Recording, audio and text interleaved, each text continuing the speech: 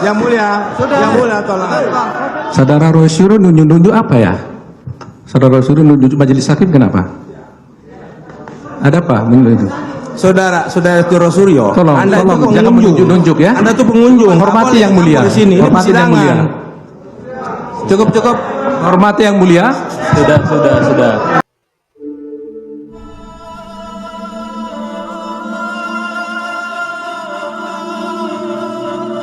Nah, jadi keterangan ahli itu pun ketika di persidangan itu hanya sebagai pendukung, salah satu alat bukti saja. Jadi kalau ada seorang ahli yang bilang itu pasti palsu, itu fix, ya itu bagaimana kita menyikapinya? Ini mungkin saya tanya sedikit sama Mas Roy. Karena ini dua spesies yang berbeda, Ya, Mas. iya. Di hukum begitu, tapi di ranah akademik, hukum pun kadang-kadang nggak Coba diperlukan. saya tanya Mas Roy sedikit. Mas Roy kan sering menjadi ahli juga di persidangan, Ya. tentunya. Pernah nggak seorang hakim di kasus nanya dokumen ini asli atau palsu? Kan nggak mungkin. Karena hakim akan menanya pendapat Anda tentang dokumen ini, analisanya seperti apa. Baru dijelaskan. Tapi yang namanya definisi fake, true or false itu ada dalam ilmiah, Mas. Bukan, kalau seorang ahli bisa menyatakan suatu dokumen palsu, ini fix, absolut. Untuk apa ada sidang?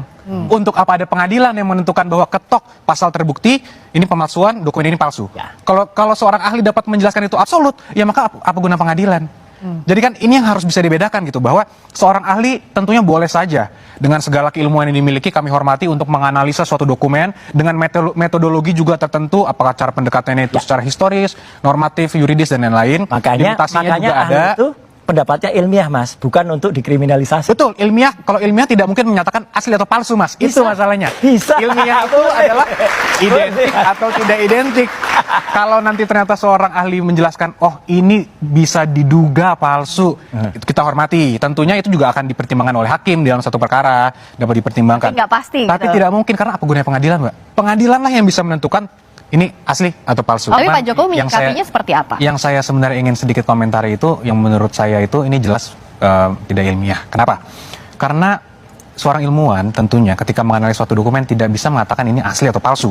Itu adalah hak pengadilan nanti yang menentukan ini asli atau palsu. Seorang ilmuwan tentunya bisa menggunakan analisa pendekatan dan lain-lain untuk mengatakan ini identik atau tidak identik. Masalah palsu atau asli itu nanti wewenang pengadilan.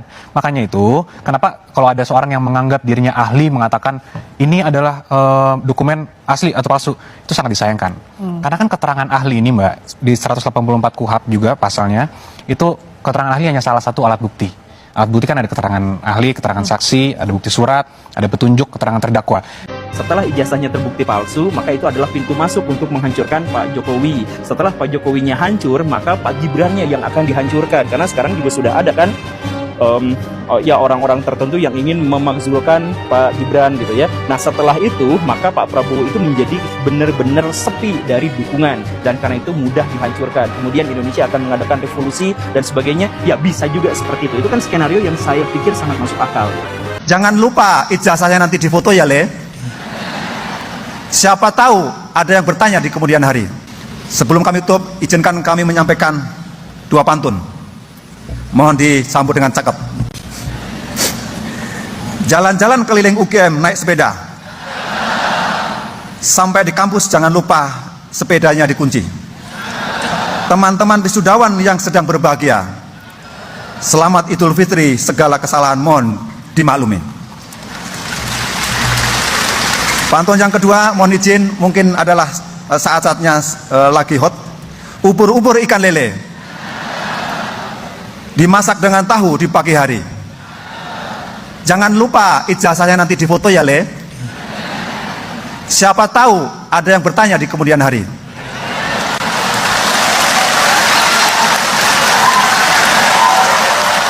Saya kira dengan tuntutan yang dilakukan oleh Jokowi ke Polri itu saya kira tepat. Ya. Supaya orang jangan main-main, suka fitnah, suka ngomong aneh-aneh, nggak ada bukti, ya kan? Hanya untuk cari popularitas, dengan harapan kalau Prabowo ini nanti terpisah dari Jokowi, Prabowo itu lemah secara politik. Karena selama ini harus diketahui yang mendukung Prabowo, kan Prabowo sendiri mengakui ketika ulang tahun Gerindra kan, Betul. dia mengatakan bahwa terima kasih Pak Jokowi, kita ini menang karena dukungan Pak Jokowi, kan gitu. Kepada para pihak yang tanpa henti ya melakukan gugatan, memberikan tuduhan-tuduhan, ijazah palsu, skripsi palsu, bahkan sampai ijazah SMA pun dibilang nggak ada, kan gitu. Nah, Pak Jokowi sudah bersikap. Sesuatu yang selama ini kita inginkan dari Pak Jokowi, hari ini dilihatkan oleh beliau.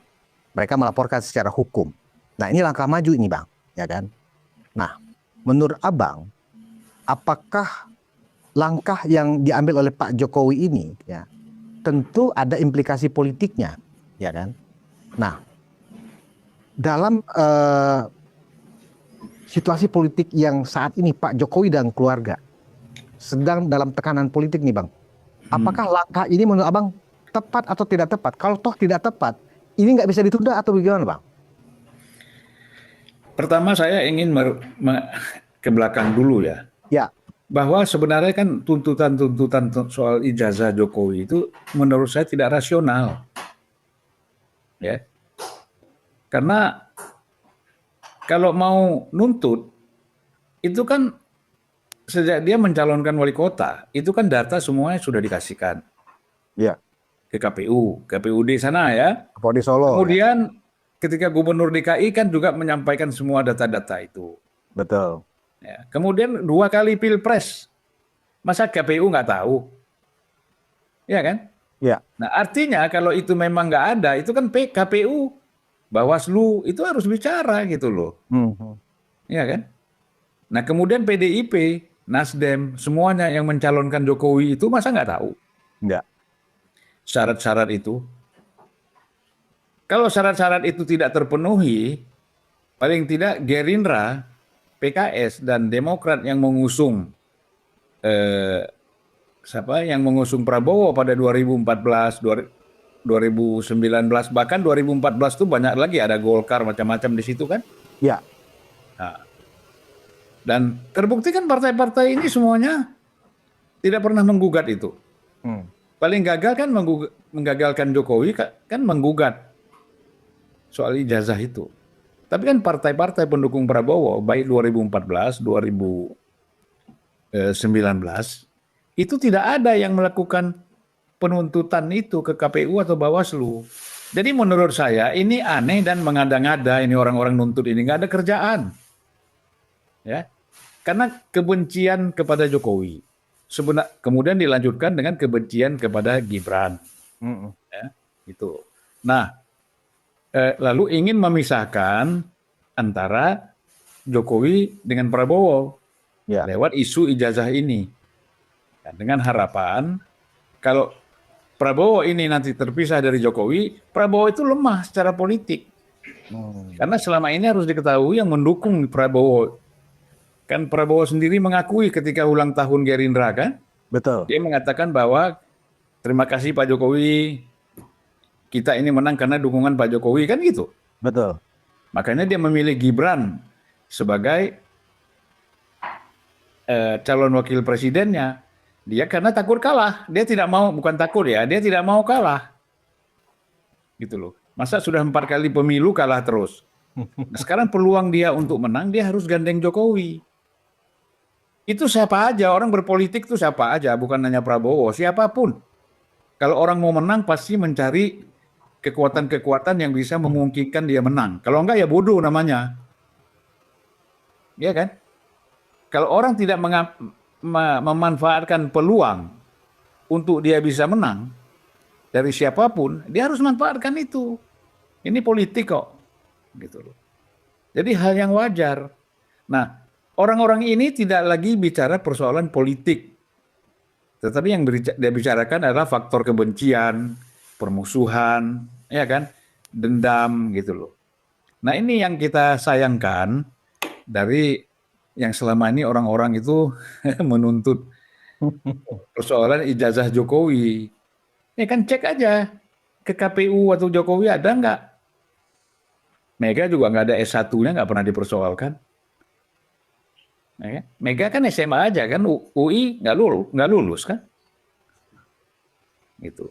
Nah jadi ini karena kebencian aja, ya kebencian aja, dan ada peluang bagaimana memainkan supaya dengan kasus ini, dengan isu ini Prabowo dengan Jokowi bisa terpisah, terbelah gitu. Nah itu harapannya begitu. Nanti setelah terbelah, Prabowo yang jadi target lagi. Berarti sebenarnya ini sasaran antara ya Bang? Iya. Targetnya adalah bagaimana melemahkan Prabowo. Kalau sudah lemah nanti, udah ini belah bambu dulu. Betul. Ya kan, politik belah bambu dulu, pisahkan Prabowo sama Jokowi lewat isu ijazah palsu. Nah kemudian nanti kalau sudah Jokowinya kira-kira pecah dengan Prabowo, baru Prabowonya yang dihantam. Prabowonya yang dimainkan. Nah ini cara-cara politik anak kecil, ini politik-politik picisan ini udah kebaca sebenarnya. Kita kasihannya sama mereka merasa hebat. Dapat panggung, ya kan? Dia merasa hebat, dapat panggung. Padahal nggak ada apa-apa itu. Anak kecil juga tahu main-main seperti ini. Apalagi Prabowo, gitu loh. Nah kemudian saya kira dengan tuntutan yang dilakukan oleh Jokowi ke Polri, itu saya kira tepat. Tepat. Ya. Supaya orang jangan main-main, suka fitnah, suka ngomong aneh-aneh, nggak ada bukti, ya kan? Hanya untuk cari popularitas, gitu. Nggak ada kerjaan lain. Nah ini, jadi saya kira Jokowi harus memang membawa ini ke jalur hukum itu sangat tepat. Supaya orang tidak sembarangan bicara, ya, dengan tanpa alasan dan tanpa data dan fakta yang akurat, gitu loh. Nah, Itu. Bang, Pak Jokowi ini kan pemaaf, Bang. Dulu kan pernah ada kasus juga ketika minta maaf, si pelaku kemudian dimaafkan oleh Pak Jokowi. Nah, kalau untuk yang kali ini, Bang, ketika menuju proses sidang tiba-tiba, anggaplah pihak-pihak, ya, oknum-oknum, ya, yang sudah dilaporkan itu meminta maaf. Menurut Abang, apakah Pak Jokowi kita minta untuk juga mau memaafkan, Bang? Kalau saya, Siapa yang minta maaf? ya misalnya anggaplah ada beberapa nama nih Bang yang dilaporkan, ya kan? Kemudian wah ya, kayaknya kita bakal kalah nih. Ya udah deh minta maaf aja ke Pak Jokowi supaya